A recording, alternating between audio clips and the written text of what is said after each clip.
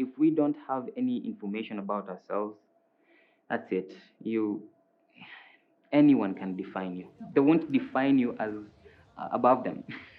You're always going to be below them. So we want that equality.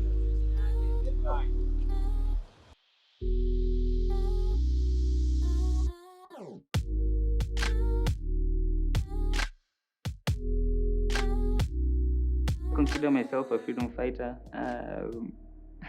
Probably, because the freedom fighting is not just you having a gun and dreadlocks. It's it's more than that. So, for us, it's the stage. That is our tool. That is our gun. That is our shield. That is everything to us. And the tools that help us make us known is social media. That's what we use. I was born in Mombasa, in a slum called Kisauni. And we moved to Nairobi 4 years later after I was born. It was a different experience because Mombasa people are more laid back. It's all about the breeze and the coastal vibe. And in Nairobi, things are quite fast. So everyone is chasing something over here. And it gets you addicted to that. Part of the race is me choosing art as my form of expression. I've always been the expressive type.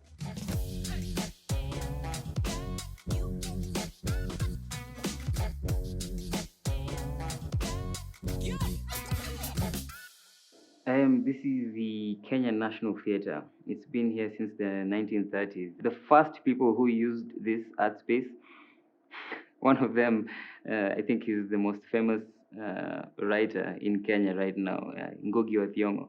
He was exiled in the 1980s for writing art pieces that were not really favorable to the political scene at the time. But right now, I think he would be proud to see that people are talking about the issues that he was talking about then, and even more on that. Shaw wanted to do more, and so in 1959, he joins Kenya Police as a reservist. As the suspects were being flushed out of hiding, the flying squad radioed Shaw that the gang in their getaway car were en route towards him. So the Too Early for Birds is a storytelling session, and it happens at the Kenya National Theatre and other theatre spaces around. Now this was it. His friends lay dead on the ground, and he would be the only one left to tell the grand story to his kids many years from now.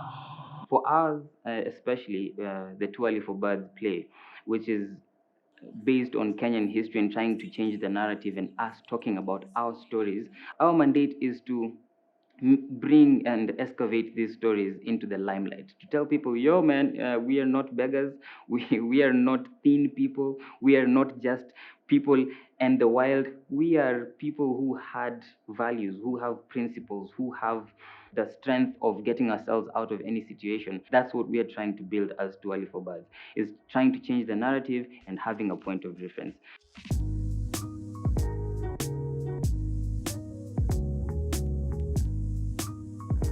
This the device that is probably on most people's hands right now. It gives you the power to change anything. You can have access to any information that you want from this single device, even the ones that are just generic. It's making you realize that you can have everything just by conversing, just by tapping a button, just by flipping a page.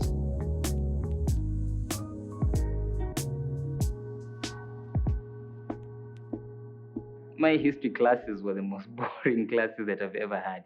I used to sleep all the time, and I had to go back home and read for myself through the textbook. But all the information on the textbook was very limited. It all started during independence. That information is just independence. So in our minds, we thought that, oh my God, Kenya started in 1963. No, it has been in existence for thousands and thousands and thousands of years.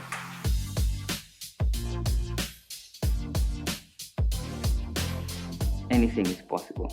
I mean, Elon Musk is planning to go to Mars and take people there. So we are dreaming big, and the big dreams are not limited to the elite only, but they should be. They should be part of the people who are suffering below, the people who don't have anything. Those dreams are meant to be viable to them as well.